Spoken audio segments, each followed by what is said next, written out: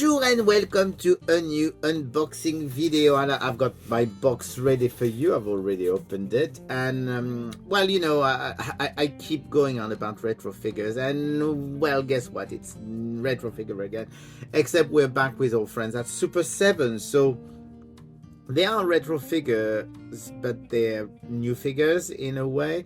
There is one that I will not open because it's just to let you know that there is a glow-in-the-dark Alice Cooper retro figure, Super7 ReAction figure that is exclusive for A&E, so which is entertainment, Alliance Entertainment, or yes, Alliance Entertainment. So it's apparently available through record sellers.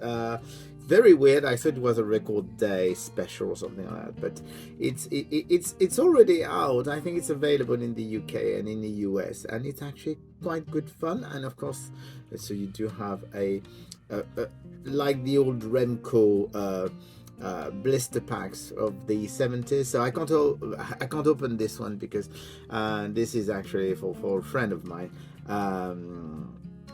But it's really a fun one, and it's nice to have a glow-in-the-dark Alice Cooper. It looks very, very weird, but I love it already.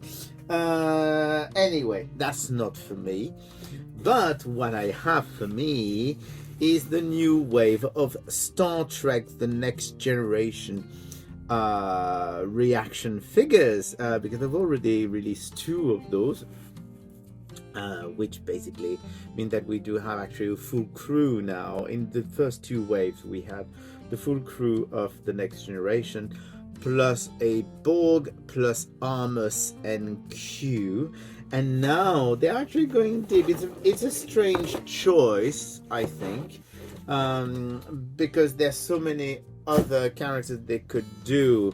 I mean, mostly they could do like Romulans and Klingons and more Borg and the Borg Queen, and there's so many aliens, so many characters, and people like Tasha Yar or Ensign Ro. I mean, there's plenty of things they could do, but they decided to go with 1 episode, and the episode they went to is Elementary Dear Data. So we do have 4 figures which are themed on Sherlock Holmes, because that was this fantastic episode with Moriarty being an AI given life by Data in the holodeck. So there's 4 figures. Of course, they still have this beautiful packaging design, which is fantastic, with the silver foil on the back of the character. So we do have basically the front is like that, and you do have, of course, in the back you got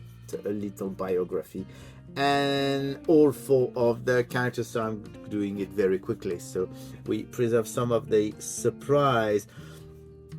First one is Geordie LaForge. Of course, we do have Patrick Stewart, because of course he is the main character. We do have strangely enough Worf, because Worf doesn't appear that much in the episode, and of course Elementary Dear Data wouldn't be complete without Data. The odd thing is that there is no Moriarty, which would have been fun, because I mean he's the main baddie in the episode, or Dr. Pulaski, who is actually one of the main characters in that episode, and she would have looked fantastic in a Victorian dress, I think. So I don't know why. Maybe there were some issues. I mean, there's been some issues in the past with Moriarty being used in Star Trek, but of course now it's all public domain, so there shouldn't be any issue.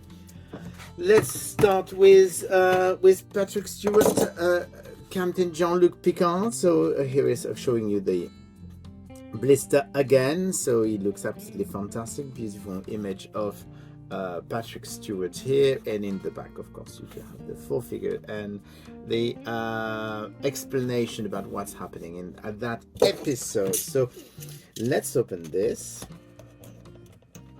I really like a lot that Star Trek The Next Generation line, and that Super7 is doing. I mean, they've done a few extra one, like they've done a. I don't know if I've got them here. That's why I'm turning my head. No, I don't have it here. But they actually did also a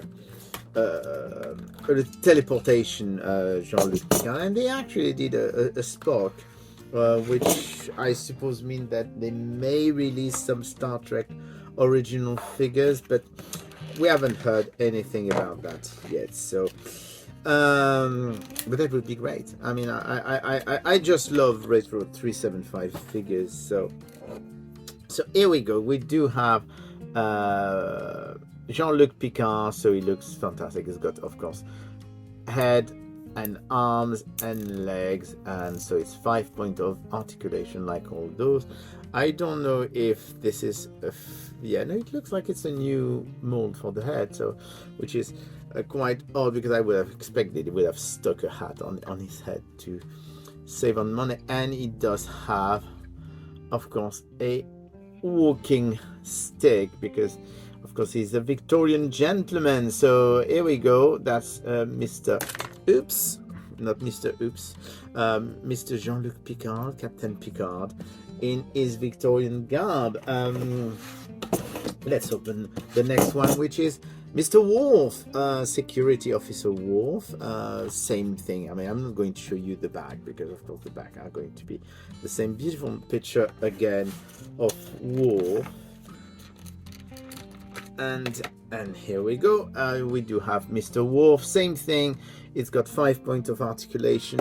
I'm just actually checking one thing. Would that be the same? Because I figured they must have used. No, it's actually, because I was thinking maybe they would have used the same body. But actually, if you compare, there are some differences in the body, because the pockets are different and the color is different. So it's interesting that they did a full new body for this character. So we do have 5 points of articulation. He's got his white gloves, which is actually the main thing he does in this episode. He's put on white gloves, and he looks really, really nice. So that I would say, when I was saying earlier, that's the oddest character to use, because he really appears only barely in the episode. But what do I know? I'm very happy to have him. So then we do have Data, because of course or should I know? Let's do Commander LaForge first, because as Watson. Because we'll finish with Data. It's nicer. So here we go. I mean, you know the drill. The back is exactly the same. Jordi LaForge, as you can see, I mean, it's a completely different skull. I'm actually quite surprised that they would go to that extent, because none of them so far have are sharing any part, which I'm actually surprised, because usually they try and make sure that figures are sharing parts, so that they are not as expensive. So it must have been a bit more expensive to produce that, let's say, uniform version. So he looks really, really cool again, and he's got a little accessory, which is, of course, his journal, because he is Dr. Watson, and Dr. Watson has his journal to note everything that Sherlock Holmes does for posterity. And which brings me to the last figure in this line, wave, not line, which is, of course, Data as Sherlock Holmes, and it has to be pièce de résistance in this wave. Okay. And here is Mr. Data as Sherlock Holmes. He looks absolutely fantastic. Once again, it's a completely different, different. All four of them are very, very different. So here you go. We do have Data as Sherlock Holmes. He looks really great. And of course, because it is Data as Sherlock Holmes, he's got the accessory that everybody is going to lose, which is Sherlock Holmes' pipe. I'm going to see if it fits in his hand. I certainly hope so. That would be great. I'm sure I'm going to lose it anyway. Let's see if that works. Maybe the other hand might be easier. That's annoying. If you have a here you go. You can actually put it in his hand, but as I say, it's probably going to be the accessory that gets lost. So anyway, that's the wave for Star Trek The Next Generation, wave 3 of the ReAction Super 7 figures for Star Trek Next Generation, with Data as Sherlock Holmes, Captain Picard, Worf, the security officer, and the last one, Geordie LaForge as Watson. So here you go, lovely little figures. I absolutely love this line, and I'm hoping for a wave 4. That would be really great to have a wave 4 of the Next Generation, and maybe wave 1 of Star Trek the original series would be fantastic as well. Anyway, I will speak to you again soon, and I don't know if it will be retro again, but there seems to be a lot of retro going on. Bye!